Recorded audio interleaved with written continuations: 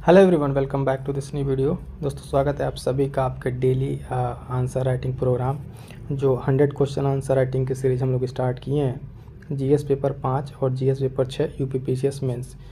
जो दोस्त नए उनको हम बता दें कि यूपीपीसीएस मेंस के लिए पेपर 5 और 6 जो यूपी स्पेशल का है उसके लिए हमने स्टार्ट किया 100 क्वेश्चन आंसर राइटिंग मेंस की सीरीज। यानी इसमें हम आपको 100 क्वेश्चन आंसर के माध्यम से जीएस पेपर 5 और जीएस पेपर 6 को कंप्लीट करेंगे। उस सीरीज में आज हमारा डे 7 है। ठीक है, आज हमारा डे कौन सा है? डे 7 है। ठीक है, 7वें दिन पर हम लोग आज के हैं और आज का हमारा जो क्वेश्चन है मोस्ट इंपॉर्टेंट क्वेश्चन लगा लीजिएगा। ये क्वेश्चन आपका अपकमिंग एग्जाम से मिलने वाला है, क्योंकि यहाँ से एक क्वेश्चन, क्योंकि पिछली बार जब इंटरव्यू हुआ था तो उसमें भी इससे रिलेटेड बहुत सारे क्वेश्चन पूछे गए थे जो कि अयोध्या राम मंदिर से था, है ना। और यहाँ पे प्राचीन नगर में भी हमने इस चीज़ को डिस्कस किया है और यहाँ पर अब डिस्कस करेंगे जो राम मंदिर बना हुआ है उसकी वास्तुकला क्या है, आर्किटेक्चर क्या है, उसकी विशेषताएं क्या है, क्योंकि ये एक धरोहर प्राचीन सांस्कृतिक धरोहर को सजोए हुए है। तो इस चीज़ पे ये क्वेश्चन इंपॉर्टेंट हो जाता है, इस क्वेश्चन को मिस ना कीजिएगा। और फटाफट से आपको चीज़ बता दें कि मेंस स्पेशल के लिए आंसर राइटिंग कैसे करें। जब आपके पास कम समय उस समय कैसे आंसर राइटिंग और आंसर राइटिंग करने का जो एक स्मार्ट तरीका है, टॉपर्स ट्रिक है, उसके बारे में एक वीडियो आ चुकी है। फटाफट से जाकर आप उस वीडियो को जरूर देखिएगा। चलिए स्टार्ट करते हैं आज का हम क्वेश्चन अपना। दोस्तों, ये क्वेश्चन है हमारा क्वेश्चन नंबर 7। इस क्वेश्चन में क्या पूछा गया है? क्वेश्चन में कि अयोध्या में जो राम मंदिर है उसकी वास्तुकला की विभिन्न विशेषताओं पर चर्चा कीजिए।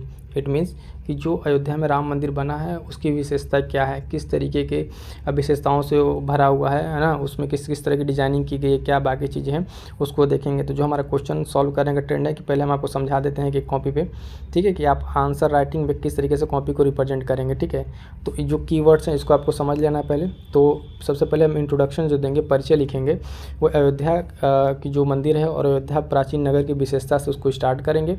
फिर राम मंदिर की जो वास्तुकला उसकी विशेषता को बताएंगे। तो जो मेन विशेषता में हमको जिस पर फोकस करना है उस पर ध्यान देंगे, उसमें क्या क्या चीज़ें हैं। उसमें सबसे पहले देखिए आप राम मंदिर की वास्तुकला में शैली, सबसे पहले शैली के बारे में बताएंगे, किस शैली में ये मंदिर निर्मित है। प्राचीन हमारे भारतीय संस्कृति में बहुत सारी शैली हैं मंदिर निर्माण की, जिसमें बेसर शैली, नागर शैली, यानी इस तरह की शैली है। तो उसमें से एक शैली है नागर शैली, जिस शैली में इस मंदिर का निर्माण हुआ है। फिर इसके संरचना और आकार, किस तरह की संरचना में बना है, इसका आकार क्या है, उस पर बात करेंगे।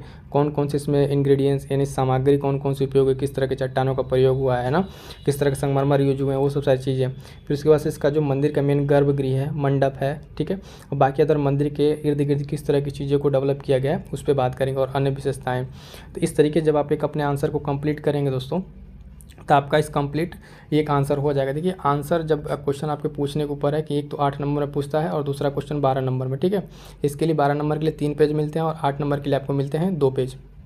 तो उसके रिगार्डिंग आपको क्वेश्चन को कैसे फ्रेम करना है और इस तरीके जब हम आपको बता देते हैं तो ये सब सारी चीज़ें आपके दिमाग में रहेंगी कि एटलीस्ट इस तरह के क्वेश्चन पे कैसे फ्रेम करना है। फ्रेम होने से आपको टाइम नहीं मिल रहा है तो आप इस तरह की चीज़ों को भी इंप्लीमेंट कर सकते हैं। बाकी इसको आप प्रॉपर तरीके से हेडिंग बना के उसमें लिखेंगे किस तरीके से, उसको मेन स्ट्रक्चर पर हम आपको लेके चलते हैं। ठीक है,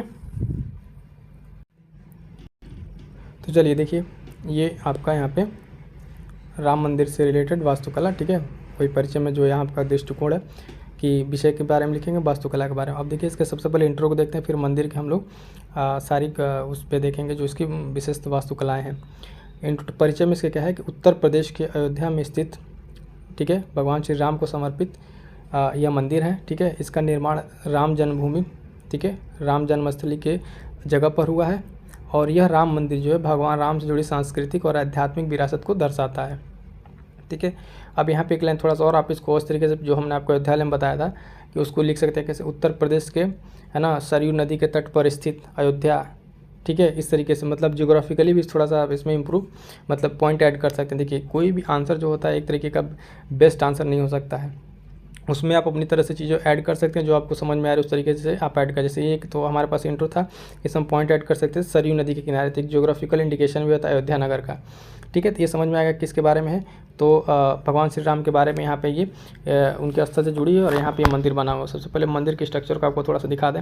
इस तरह का तो आप बना नहीं पाएंगे लेकिन रफली आप वहाँ पर ज़रूर कोशिश करेंगे इस तरह की चीज़ों को बनाने के लिए, जिसमें आप ये मेन ये मंदिर बना है। ठीक है, उसके बाद से जो गर्भगृह है यहाँ पे जहाँ मूर्ति स्थापित हुई है, उसके बाद से आप देखेंगे कि इस मंदिर शैली में जो जो चीज़ें हैं उसको आप डिफाइन कर देंगे एक रफली स्केच बना के। जिसमें जगती मंडप कौन कौन से 3 तरीके के यहाँ पे मंडप है ना।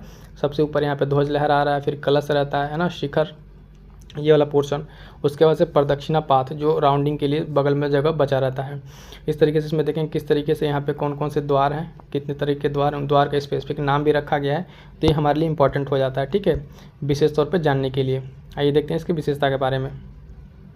राम मंदिर की वास्तुकला की विशेषता, सबसे पहले शैली के बारे में जानें तो शैली वही हमने आपसे बताया कि मुख्य रूप से नागर शैली जिसमें निर्मित है, जिसमें ऊंचा शिखर और ऊंचा आधार है, जिसमें द्रविड़ शैली के तत्व भी शामिल है। अब इसमें देखिए इसको इतना स्पेसिफिक बनाया गया है कि इसमें नागर शैली के साथ साथ दोस्तों क्या इसमें स्थित है, आपको द्रविड़ शैली के भी कुछ तत्व मिलेंगे। बात करते हैं इसमें कौन कौन सी सामग्री यूज हुई है, उस पर ध्यान दीजिएगा।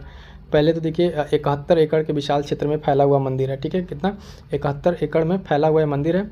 और इसमें जो है आप देखेंगे कि मिर्ज़ापुर और राजस्थान से वहाँ के बासी पहाड़पुर से पहाड़ी से गुलाबी पत्थर का यूज हुआ है। कौन से पत्थर, गुलाबी पत्थर का यूज हुआ है। तो इसी पॉइंट को आप याद रखें, गुलाबी पत्थर का यूज हुआ है।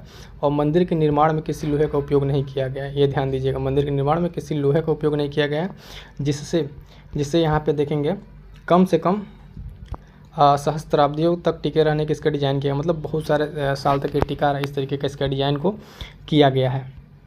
और इसमें क्या क्या स्पेशल है, तो इसके मुख्य भाग में देखेंगे शालिग्राम शिला जो नेपाल से आया था शिला, ठीक है, उस शिले को उसमें उपयोग किया गया है। तांबे की प्लेटें, सोना और अष्टधातु का इस्तेमाल किया गया है, ठीक है, इसमें इतनी सारी चीज़ों का इस्तेमाल किया गया है। तो सामग्री में क्या क्या ध्यान रखेंगे हम, यहाँ पे 71 एकड़ के विशाल क्षेत्र में फैला हुआ है। मिर्ज़ापुर राजस्थान के इसमें पत्थर लगे हुए हैं। मंदिर के निर्माण में लोहे का प्रयोग नहीं हुआ है और बहुत ही एक अच्छे तरीके से स्ट्रक्चर किया गया है। और इसमें शालिग्राम शिला का यूज किया गया है, तांबे की प्लेट और अष्ट धातु का इस्तेमाल किया गया है। बात करते हैं इसके संरचना और आकार की, किस तरीके का है। संरचना हम देखेंगे तो देखिए यहाँ पे सबसे पहले कि कितने फीट की ये है जो यहाँ पे मंदिर है। आप देखेंगे लगभग 250 फीट की चौड़ाई है, 161 फीट की ऊंचाई है। ये दोनों आपको याद रखना पड़ेगा, आंसर लिखते हैं सब मेंशन करना पड़ेगा, क्योंकि आप इसके एक स्ट्रक्चर संरचना के बारे में बात कर रहे हैं।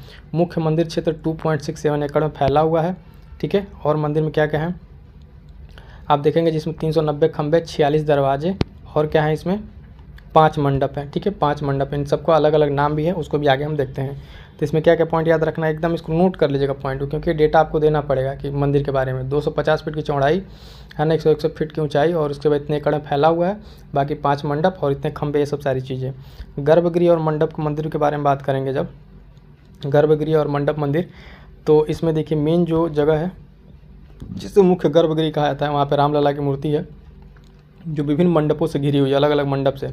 तो 5 मंडप मंदिर में है, कौन कौन से इसमें मंडप है उसको देखें स्पेशल। तो ये जो मंडप है, नृत्य मंडप, रंग मंडप, सभा मंडप, प्रार्थना मंडप और कीर्तन मंडप, ये 5 तरीके के मंडप से ये घिरा हुआ है, ठीक है। इसकी परिधि की अगर बात करें, परिधि कोटा, तो चारों कोनों पर सूर्यदेव, माँ भगवती, भगवान गणेश और भगवान शिव को जो है यहाँ पे क्या किया गया है, समर्पित 4 मंदिरों का निर्माण किया गया है। तो इन सब देवताओं के भी मंदिर का वहाँ पे अलग से क्या किया गया है, बनाया गया है। उसके बाद से मंदिर परिसर की जब हम बात करते हैं दोस्तों, मंदिर परिसर में तो भीतर से अन्य मंदिर में जो उसके अंदर छोटे छोटे जो बनाए गए हैं, उसमें महर्षि वाल्मीकि, वशिष्ठ, विश्वामित्र और अगस्त्य, ठीक है, इन सब ऋषि महर्षियों का भी उसमें स्थान दिया गया है, जिसमें राजा निषाद, माता शबरी है ना, इन सभी लोगों को भी इसमें स्थान मिला है।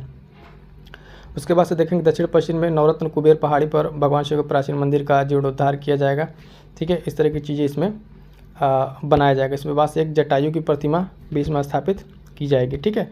ये सब सारे फीचर्स कहाँ के, मंदिर के। अन्य विशेषताओं में जो हम देखते हैं तो मंदिर के मुख्य प्रवेश द्वार को सिंह द्वार कहा जाता है, ये नोट कर लीजिएगा, आपको हम दिखाते हैं ये चीज़, सिंह द्वार। जैसे आप देखेंगे ये जो द्वार है, ठीक है, इस तरह के द्वार जो है उसको सिंह द्वार, ठीक है, इस तरीके से नाम दिया गया स्पेसिफिक, तो ये पॉइंट हम याद रखेंगे, ठीक है। सिंह द्वार कहा जाता है, ये चीज़ हो गया। इसके प्रवेश द्वार में रामायण प्रमुख पात्रों की मूर्ति और प्रतिमाओं की एक श्रृंखला है। पूरे परिक्रमा पथ पर पैदल मार्ग स्तंभ में वाल्मीकि रामायण की लगभग 100 घटनाओं को घेरा गया है और विचार राम कथा दर्शन प्रस्तुत करने का है, ठीक है। तो ये हो गई सारी विशेषताएं। यहाँ पे कंक्लूजन में आप क्या लिख सकते हैं कि ये जो राम मंदिर बना है, ये भारत की प्राचीन विरासत, सांस्कृतिक को, धरोहर को एक लंबे समय तक संजोने के लिए और जो इकोनॉमिक पर्सपेक्टिव से भी प्रदेश की इकोनॉमी को क्या करेगा ये उसमें बल देगा। ठीक है, तो इस तरीके से हमारा क्या हो जाएगा, ये इसका कंक्लूड आंसर हो जाएगा। समझ में आया इस क्वेश्चन को पूरे। कल के क्वेश्चन के लिए हम आपको यहाँ पे दे देते हैं। कल का क्वेश्चन उत्तर प्रदेश की प्रमुख बोली हम लोग डिस्कस करेंगे। ठीक है, उसके बारे में अगर आप कहीं किसी बुक से जो आपको बुक सजेस्ट किया वहाँ से अगर पढ़ना चाहें तो पढ़ लीजिएगा। बाकी फर्दर हम बात करेंगे नेक्स्ट वीडियो में। ठीक है, एक चीज़ और बता दें दोस्तों, जो साथी नए हैं और या फिर जो लोग जुड़े हुए हैं उनके लिए कि इम्पॉर्टेंट देखिए यहाँ पे कंप्लीट आपके लिए दोस्तों, कंप्लीट प्री और मेंस के लिए। ठीक है, जो बचे हुए समय का एक प्रॉपर यूटिलाइजेशन किया जा सकता है उस तरीके से फ्रेम करके आपके यहाँ प्रोग्राम में दिया जा रहा है। पहला चीज़ कि प्रीलिम्स ओरिएंटेड आपको घटना चक्र जो 15,000 क्वेश्चन हैं उनको सेगमेंट वाइज, ठीक है, इतिहास, भूगोल, ठीक है, इस तरीके से सेगमेंट में बांट के यहाँ पे चीज़ें कराई जा रही हैं OMCQ प्रैक्टिस प्रीलिम्स के लिए। उसके बाद से अलग से टेस्ट सीरीज कराया जाएगा सब्जेक्ट वाइज। कुछ टेस्ट सीरीज अपलोडेड है, उसको भी जाकर आप देख सकते हैं। और साथ साथ जो आपका ये आंसर राइटिंग सीरीज चल रहा है तो आपके लिए मोस्ट इंपॉर्टेंट हो जाता है, जिसको आप अभी अटेम्प्ट कर रहे हैं, है ना। और उसके साथ जो स्पेशल ये प्रोग्राम है स्टैटिक पोर्शन का, इसको आप जरूर कवर कीजिए। और जिन लोगों ने आंसर राइटिंग का ये बेसिक सेशन नहीं देखा उसको जाकर जरूर देखिए कि किस तरीके से बिगिनर्स मेंस की आंसर राइटिंग को करें, किस तरीके से अपने आंसर राइटिंग को इम्प्रूव कर सकते हैं। तो ये सब सारी चीज़ आपके लिए काफ़ी इंपॉर्टेंट होने वाली है। तो दोस्तों जाके आप इस वीडियो को जरूर देखें। ठीक है, मिलते हैं किस नेक्स्ट वीडियो में, तब तक के लिए थैंक यू सो मच।